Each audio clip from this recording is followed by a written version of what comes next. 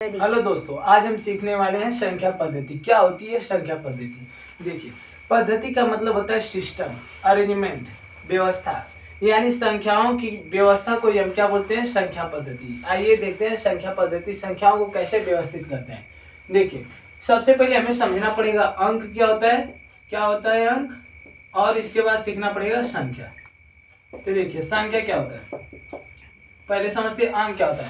तो हमारा जो मैथ है, यानी हमारा जो विश्व का मैथ है, इसमें अंक कितने होते हैं? अंक होते हैं 10, 0 से 9 तक, 0 1 2 डॉट डॉट डॉट 9 तक। यानी अंकों की संख्या कितनी होती है? 10, 0 से 9 तक। यानी हमारा जो मैथ है ना, वो किस पर डिपेंड है? अंक, इन्हीं 10 अंकों पर डिपेंड है। आइए देखते हैं संख्या क्या होता है। कम से कम दो अंकों को मिला देंगे तो क्या बनेगी? संख्या। दो अंकों को मिलाने से क्या बनती है? संख्या। तो देखिए, जैसे हमने यहाँ से एक अंक ले लिया, दो अंकों को मिलाने से क्या बनती है? संख्या, मिनिमम। तो देखिए, एक ले लिया और इधर से ले लिया 2, ये हमारी संख्या बन गया 12। कितना बन गया? 12। इसी तरह हम यहाँ से ले लिए 9 और दोबारा ले लिए 3, ये हमारा क्या हो गया? संख्या 93। समझ गए नहीं समझे? अब क्वेश्चन आता है कि क्या 1 संख्या है? क्या 1 संख्या है? तो देखिए, 1 को हम लिख सकते हैं 0,1, 0,0 और 1 लिख सकते हैं। नहीं लिख सकते?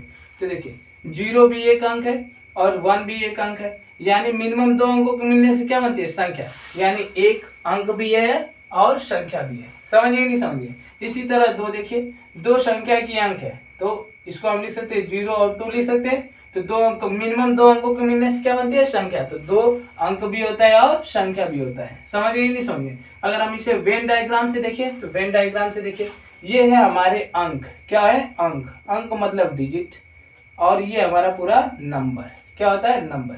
यानी सभी डिजिट नंबर होते हैं, सभी डिजिट नंबर होते हैं, पर सभी नंबर डिजिट नहीं होते हैं। समझिए भाई? आगे चलते हैं। अब हम सीखते हैं संख्याएं कितनी प्रकार की होती है, संख्याओं का अरेंजमेंट कैसे करते हैं। देखिए, संख्याओं को हम कितने भागों में बांटे हैं? संख्याएं 2 तरह की होती है। संख्याएं कितने तरह की होती हैं? 2 तरह की होती है। एक होता है वास्तविक संख्या, वास्तविक, रियल नंबर, और एक होता है काल्पनिक संख्या, काल्पनिक संख्या, इमेजिनरी नंबर। तो वास्तविक संख्या क्या होती है? जिन संख्याओं को हम बचपन से देखते आ रहे हैं, जिन संख्याओं को हम बचपन से देखते आ रहे हैं, वो सब क्या है? वास्तविक संख्या। जैसे हमने -1, 0, 5, 1/2, 1/6, इन सबसे हम बचपन से परिचित है कि नहीं परिचित है? तो ये सब संख्याएं क्या होती है? वास्तविक संख्याएं। जबकि काल्पनिक संख्याएं क्या होती है? काल्पनिक संख्याएं क्या होती है? एक प्रकार की कल्पना होती है। ऐसी संख्याएं जिनका वर्ग ऋणात्मक आता है, उसे हम बोलते हैं काल्पनिक संख्या। जैसे देखिए, कड़ी में -1, इसका हम अगर हम वर्ग करेंगे तो कितना आ जाएगा? -1 आएगा ना। तो ऐसी संख्या जिसका वर्ग कितना हो? माइनस में हो, उसे हम क्या बोलते हैं? काल्पनिक संख्या। तो कड़ी में -1 क्या है? काल्पनिक संख्या है। या आप ऐसे भी बोल सकते हैं, ऐसी संख्याएं जो कड़ी में क्या हो? माइनस में, उसे हम क्या बोलते हैं?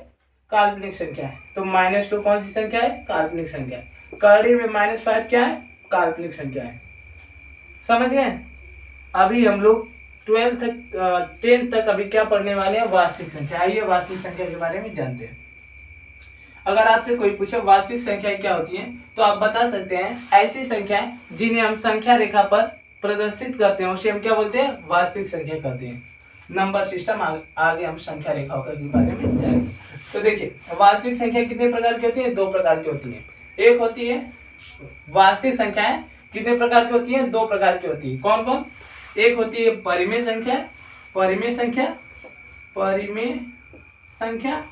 और एक होता है अपरिमेय संख्या, परिमेय संख्या क्या होता है? परिमेय संख्या क्या होता है? ऐसी संख्या जो अंश और हर के रूप में हो, ऐसी संख्या जो अंश और हर के रूप में हो और हर 0 के बराबर ना हो, उसे हम क्या बोलते हैं? परिमेय संख्या। जैसे आइए देखते हैं, 1/2, तो अंश और हर के रूप में है ना? अंश और हर के रूप में है और हर 0 के बराबर नहीं है। हर का मतलब हर यहाँ पर क्या है? 2 है, 2 0 के बराबर नहीं है। तो ये 1/2 कौन सी संख्या हो गई? परिमेय संख्या हो गई। समझे भाई? आगे देखिए, जैसे हम ले लिए 1/4, तो अंश और हर के रूप में है हर 0 के बराबर नहीं, यानी 4 कभी 0 के बराबर होगा नहीं होगा। तो 1/4 भी क्या है, परिमेय संख्या है। इसी तरह ये देखते हैं आगे, इसी तरह देखते हैं क्या 2 परिमेय संख्या है। तो देखते हैं, देखो 2 परिमेय संख्या है। देखने में तो लग नहीं रहा है कि ये परिमेय संख्या है, पर इसे हम देखते हैं 2/1, इसे हम क्या लिख सकते हैं 2/1। मैथ कहता है कि हमारा क्या हो, थोबड़ा बिगड़ जाए, हमारा थोबड़ा क्या हो जाए, बिगड़ जाए, पर हमारा वैल्यू नहीं बदलना चाहिए। तो देखिए 2/1, इसका थोबड़ा बिगड़ गया कि नहीं, चेहरा बिगड़ गया, पर 1 से हम भाग करेंगे तो इसका वैल्यू तब भी क्या आएगा 2, इसलिए हम 2 को 2/1 लिख सकते हैं। समझ गए भाई। तो यानी ऐसी संख्या है जिसे अंश और हर के रूप में लिखा जा सके और हर कभी भी 0 के बराबर न हो, वो कौन सी संख्या होती है, परिमेय संख्या होती है। तो 2 भी परिमेय संख्या होता है। इसी तरह 4 भी परिमेय संख्या होता है। आगे देखिए क्या 0 परिमेय संख्या होता है, 0।